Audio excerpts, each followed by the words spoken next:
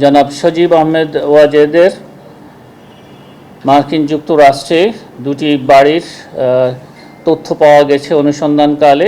সাবেক প্রধানমন্ত্রীর তথ্য ও যোগাযোগ প্রযুক্তি বিষয়ক উপদেষ্টা হিসাবে দায়িত্ব পালনকালে ক্ষমতার অপব্যবহারপূর্বক অসৎ উদ্দেশ্যে অসাধু উপায়ে অর্জিত জ্ঞাত আয়ের উৎসের সাথেই সঙ্গতিবিহীন 60,14,00,000 টাকারও বেশি মূল্যের সম্পদ অর্জন এবং 57,50,00,000 টাকারও বেশি মূল্যের অর্থ সন্দেহজনক লেনদেন করে দুর্নীতি দমন কমিশন আইন 2004-27 মানি লন্ডারিং প্রতিরোধ 2012-4-2 এবং 4-3 এবং দুর্নীতি দমন কমিশন আইন 2004-7-1 ধারায় অপরাধ অনুসন্ধানকালে প্রমাণিত হওয়ায় তার বিরুদ্ধে সংশ্লিষ্ট ধারায় মামলা রুজুর সিদ্ধান্ত গৃহীত হয়েছে।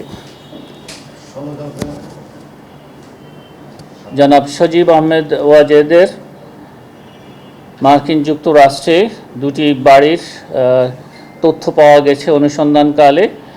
সেই দুটি বাড়ির মূল্য হচ্ছে 54,04,32,258 টাকা। অভিযোগ সংশ্লিষ্ট জনাব মুন্নি সাহার নামে 2024-25 করবর্ষ পর্যন্ত 13,81,50,149 টাকা সম্পদ অর্জনের তথ্য পাওয়া যায়। এক্ষেত্রে তিনি জ্ঞাত আয়ের উৎসের সাথে তার অসঙ্গতিপূর্ণ সম্পদের পরিমাণ 13,57,56,892 টাকা। এছাড়া তার স্বামী অভিযোগ সংশ্লিষ্ট জনাব মোহাম্মদ কবির হোসেনের নামে 2024-25 করবর্ষ পর্যন্ত 16,67,93,340 টাকা সম্পদ অর্জনের তথ্য পাওয়া যায়। তার সঞ্চয়ের অপেক্ষা সম্পদের পরিমাণ প্রায় 9,34,00,000 টাকারও বেশি, যা তার জ্ঞাত আয়ের উৎসের সাথে অসঙ্গতিপূর্ণ। এই কারণে জনাব মুন্নি শাহ এবং তার স্বামী জনাব মোহাম্মদ কবির হোসেনের প্রতি দুর্নীতি দমন কমিশন আইন 2004-26-1 ধারায় সম্পদ বিবরণী আদেশ জারির সিদ্ধান্ত গৃহীত হয়েছে। অভিযোগ সংশ্লিষ্ট জনাব সজীব আহমেদ ওয়াজেদ সাবেক প্রধানমন্ত্রীর তথ্য ও যোগাযোগ প্রযুক্তি বিষয়ক উপদেষ্টা হিসাবে তিনি দায়িত্ব পালনকালে ক্ষমতার অপব্যবহারপূর্বক অসৎ উদ্দেশ্যে অসাধু উপায়ে জ্ঞাত আয়ের উৎসের সাথে প্রায় 60 কোটি টাকারও বেশি মূল্যের সম্পদ অর্জন এবং 57,50,00,000 টাকারও বেশি অস্বাভাবিক এবং সন্দেহজনক লেনদেন করার অপরাধ অনুসন্ধানকালে প্রমাণিত হয়েছে। এই কারণে তার বিরুদ্ধে দুর্নীতি দমন কমিশন আইন 2004-27 মানি লন্ডারিং প্রতিরোধ আইন 2012 এবং দুর্নীতি প্রতিরোধ আইন 1947 সংশ্লিষ্ট ধারায় একটি মামলা রুজুর সিদ্ধান্ত গৃহীত হয়েছে।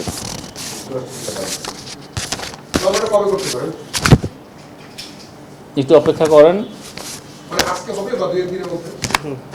আজকে হওয়ার সম্ভাবনা আছে। আর আজকে আমাকে যতদূর ধারণা দেওয়া হয়েছে আজকে হতে পারে।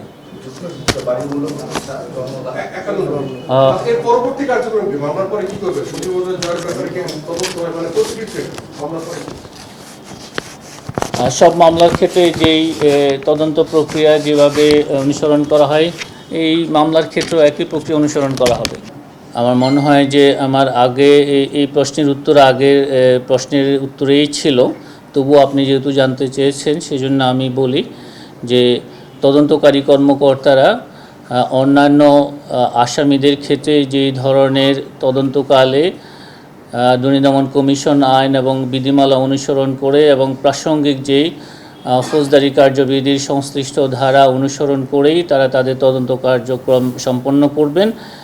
এই ক্ষেত্রে তারা জানেন তাদেরকে কি ধরনের কাজ করতে হবে, সবগুলো কাজই তারা আইনানুগভাবেই করবেন।